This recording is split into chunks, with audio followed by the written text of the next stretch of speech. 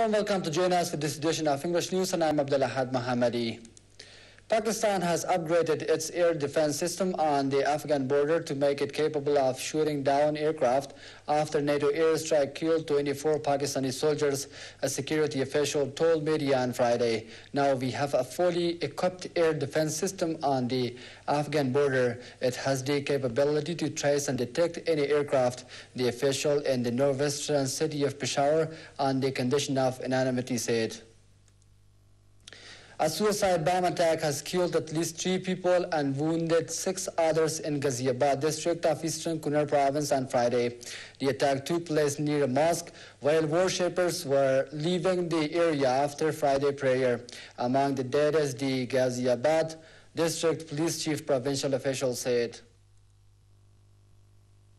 Britain will not expand its role in Afghanistan to take over from departing U.S. troops, Britain's defense secretary said yesterday in a speech, which also addressed spending, the cost of the Libya campaign, and the role of women on submarines. After more than a decade of war in Afghanistan, the White House is moving ahead with plans to withdraw 33,000 of its troops by next September, rising speculation among some military analysts that British soldiers might be used to pick up any slack. Militants torched more than 30 tankers in Pakistan carrying fuel for U.S. and NATO troops in Afghanistan on Thursday. It is the first reported attack since Islamabad closed the border to protest against coalition airstrikes that killed 24 Pakistani troops last month. Several hundred trucks have been stranded at poorly guarded terminals around the country as they wait for Pakistan to reopen its 2 border crossing into Afghanistan. Around 40% of the non-lethal supplies for U.S.-led troops in Afghanistan travel across Pakistani soil. Violence across the Israeli-Gaza border escalated on Friday with Israeli airstrikes, killing at least 3 people and Palestinian militants firing rockets deep into southern Israel. The latest round of fighting erupted on Thursday when an Israeli airstrike targeted a car on a crowded Gaza street, killing 2 fighters who Israel said were planning attacks against its civilians and soldiers. Palestinian gunmen responded with a barrage of rockets fired deep into southern Israel, causing no casualties.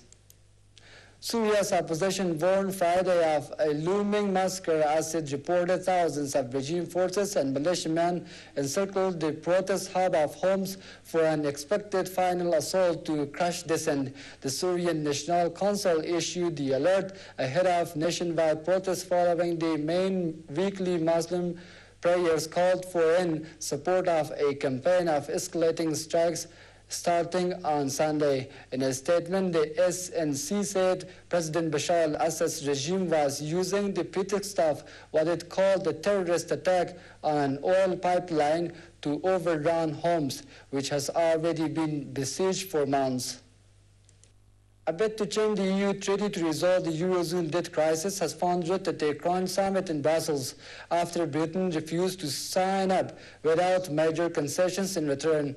French President Nicolas Sarkozy said the 17 nations in the Eurozone would now press ahead to approve an intergovernmental treaty among themselves, setting a March deadline.